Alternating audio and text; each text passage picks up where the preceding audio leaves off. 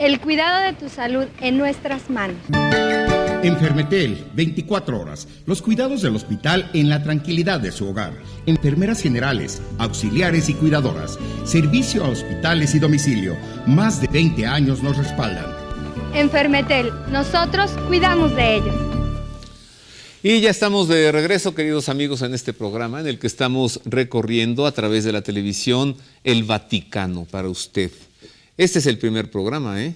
La próxima semana tenemos mucho más que mostrarle todavía. Vámonos a la que es, pues, con mucha probabilidad, la capilla más visitada en todo el mundo, la más buscada. Me refiero a la Capilla Sixtina. La admiración que provoca en los visitantes el techo, decorado por Miguel Ángel Buonarroti, y además el retablo principal con el juicio final, no tiene parangón en el mundo. Vamos a entrar a la Capilla Sixtina y a conocer no solo los frescos de Miguel Ángel, de otros pintores también que allí plasmaron sus expresiones de arte sacro.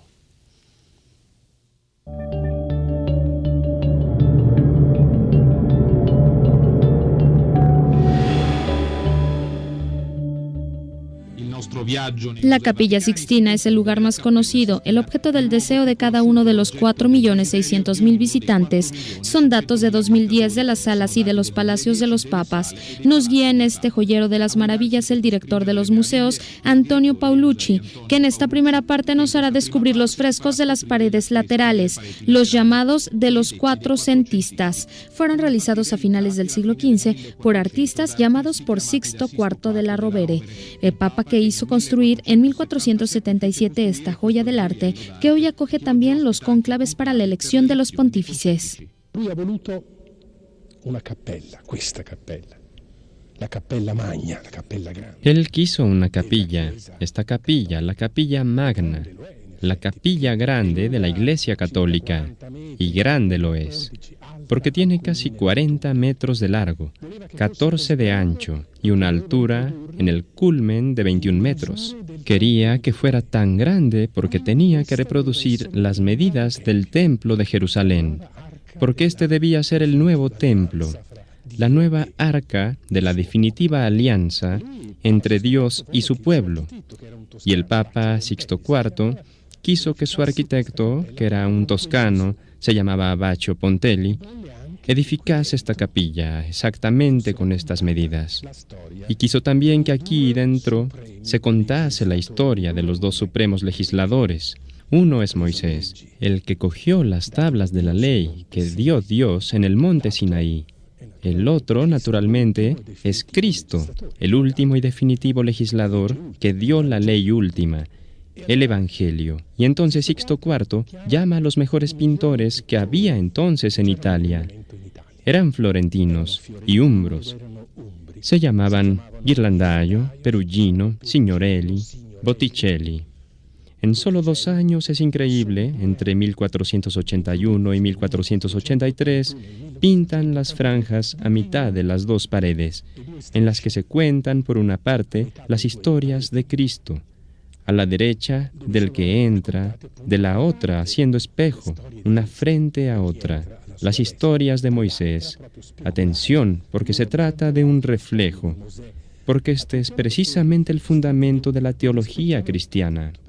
El Antiguo Testamento es prefiguración del Nuevo, anticipación de Cristo, el que vendrá. Miren la escena del paso del Mar Rojo, pintada por un pintor florentino que se llamaba Biagio de Antonio. Los hebreos se salvan, llegan a la otra orilla del mar, mientras que los egipcios que están atravesando el Mar Rojo, con sus caballos y sus armaduras, el mar se hace verdaderamente rojo, un mar rojo sangre, y los malos, los soldados del faraón, que se ahogan miserablemente en el agua. Enfrente está la llamada de los apóstoles, Cristo que llama a Andrés y a Pedro en el lago Tiberíades, y dice: de ahora en adelante los hago pescadores de hombres. Así, una enfrente de la otra, una historia de agua, el lago Tiberíades y el Mar Rojo, y una historia de salvación. Se salvan los judíos, conducidos por Moisés, y se salva el pueblo cristiano porque Cristo llama a sus apóstoles. Aquí se afirma el concepto de que extra ecclesia non est salus. La Iglesia de Roma garantizó la ortodoxia y trae la salvación. Por esto, los pintores del siglo XIV, llamados por Sixto IV, pintan en el segundo registro toda la serie de los papas. Y la escena con la entrega de las llaves es muy significativa. Se ve a Cristo que entrega las llaves a San Pedro, que está arrodillado ante él. San Pedro es el primer papa, el vicario. Todos los que vienen después de él en la sucesión apostólica tienen la potestad de las llaves. Y este Pietro Perugino lo pinta en una perspectiva rasante. En una gran plaza, en el fondo, hay un edificio de planta central, una perspectiva a lo Piero de la Francesca, podríamos decir, pero todo es justamente una altísima y solemnísima declaración del primado del Papa de Roma, porque eso quiere demostrar la Capilla Sixtina.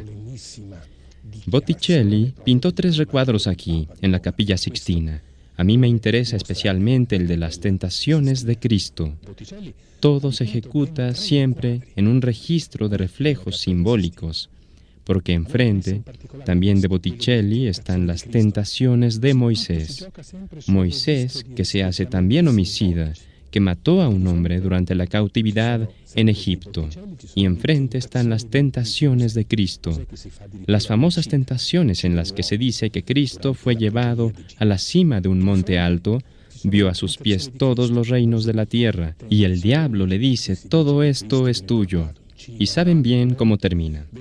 Y esto cuenta Botticelli en la escena de las tentaciones de Cristo, con su exquisita elegancia, con su extraordinario refinamiento. Piensen, pues, en la extraordinaria concentración de talentos que había en los años 1481 a 1483, aquí, en Roma. La primera y más importante obra maestra del Renacimiento pictórico italiano es justamente la capilla del Papa Sixto della Rovere. ¿Qué tal la Capilla Sixtina? No solamente decorada por Miguel Ángel, también por Botticelli, Perugino y tantos artistas más. Ahora, en esta Capilla Sixtina, lo que vendría a ser el retablo principal, el muro al que está adosado el altar para la celebración eucarística, estos frescos también los pintó allí Miguel Ángel y representan el juicio final. Vamos a conocer enseguida, en esta nota, una explicación sobre el juicio final centrado en la figura de la Virgen María, junto a su Hijo Jesucristo, que en esta actitud celebra ya el juicio final, y ella junto a él, en una expresión de abatimiento tal vez, o en una expresión de que ya no puede hacer nada, no puede intervenir, ya no puede ser intercesora, pues se repliega hacia sí misma. Conozcamos más del juicio final y la Virgen del juicio final de Miguel Ángel. Puede uno de los frescos más grandiosos realizados nunca por la mano del hombre y objeto de infinitos estudios, análisis y publicaciones, seguir guardando todavía alguna sorpresa después de estar expuesto casi 470 años? Sí, si la obra en cuestión es el juicio universal de Miguel Ángel y la mirada de quien se le acerca, una vez más, no es la de un crítico de arte, sino la de un experto biblista y mariólogo. Es lo que ha sucedido con el padre Stefano de Fiores, considerado como uno de los representantes más cualificados de la mariología contemporánea, que entre otras enseña en la Universidad Gregoriana. El religioso monfortiano ha publicado recientemente, editado por la Librería Editorial Vaticana, el libro titulado La Virgen de Miguel Ángel. Una de las tesis principales del libro afirma que el gran artista del Renacimiento ofrece en el juicio una interpretación feminista ante el iteram de los antepasados pintados en la cúpula de la Sixtina, entre los que destacan hasta 27 figuras de mujeres, frente a las 4 que se nombran únicamente en la genealogía de Mateo. Un resaltar lo femenino, afirma el padre de Fiores, que se condensa en la postura concreta con que Buonarroti representa a la Virgen al lado de su hijo. Quien se acerque a la Virgen Sixtina del Juicio Universal tiene que saber que hay diseños preparatorios en los que Miguel Ángel ve a María según la tradición, con los brazos extendidos frente a Cristo, implorando piedad y misericordia también en el día del juicio. Y esta es la tradición de la Iglesia. Sin embargo, en la realización se aleja completamente de esta María que intercede como abogada y pinta a María como encerrada en sí misma. Diríamos que en el dolor, porque manifiesta una gran amargura por parte de María. Pero en el rostro de María, por el que Miguel Ángel coloca la sombra de la resignación, se vislumbra en realidad una conciencia que el libro del Padre de Fiores saca claramente a la luz.